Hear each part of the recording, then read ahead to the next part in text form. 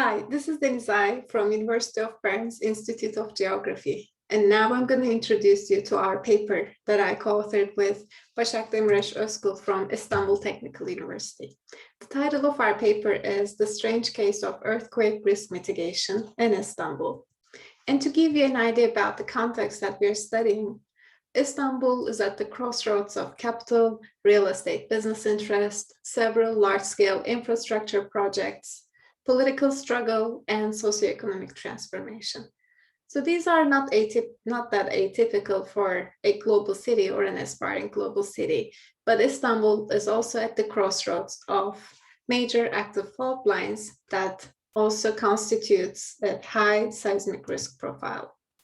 So in this paper, we build on the concept of riskscape to explore the political and technocratic construction of seismic risk and how this implies different experiences of risk. So we build on the work of Müllermann and Stefan 2018 in order to explore the performativity of risk mitigation planning and how different constructions of risk create different experiences of risk in the space and how that transforms the practice of planning as a response to risk mitigation. So our empirical focus is on earthquake risk mitigation in Istanbul in the aftermath of the last big catastrophe of 1999 Marmara earthquakes. So we start by analyzing the last 2 decades of risk mitigation planning efforts, and in order to also investigate the transformation of the national disaster planning approach from reactive to proactive, and also investigate the process of how international expertise was introduced to risk mitigation planning in terms of funding, but also expertise.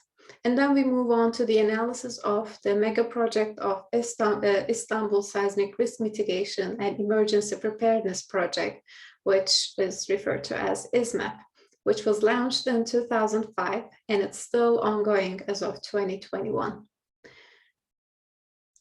And why do we call this project as a strange case of earthquake risk mitigation?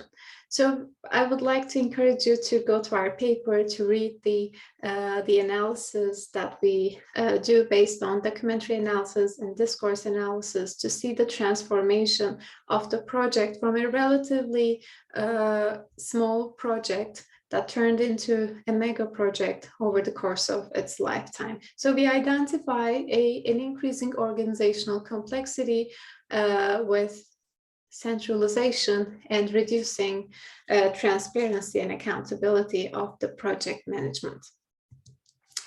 And we also identify a financial expansion over the project's still ongoing lifetime, which is close to a 6-fold increase in the project budget, which was increased with the loans, the development loans from several international development organizations. So that is a progression as a mega project funded by international development funding, while the institutional targets of the project contracted.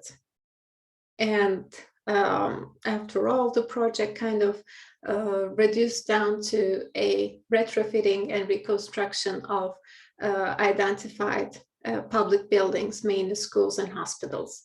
So the earthquake risk continues, especially for the privately owned building stock, which threatens the inhabitants' lives and livelihoods while making room for speculative real estate development, which takes place around the national initiative of urban transformation.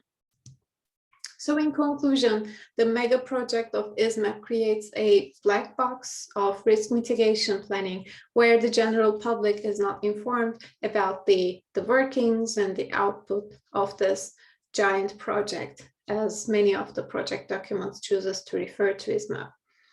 And we also identify a trend of branding ISMEP as a best practice for disaster risk mitigation.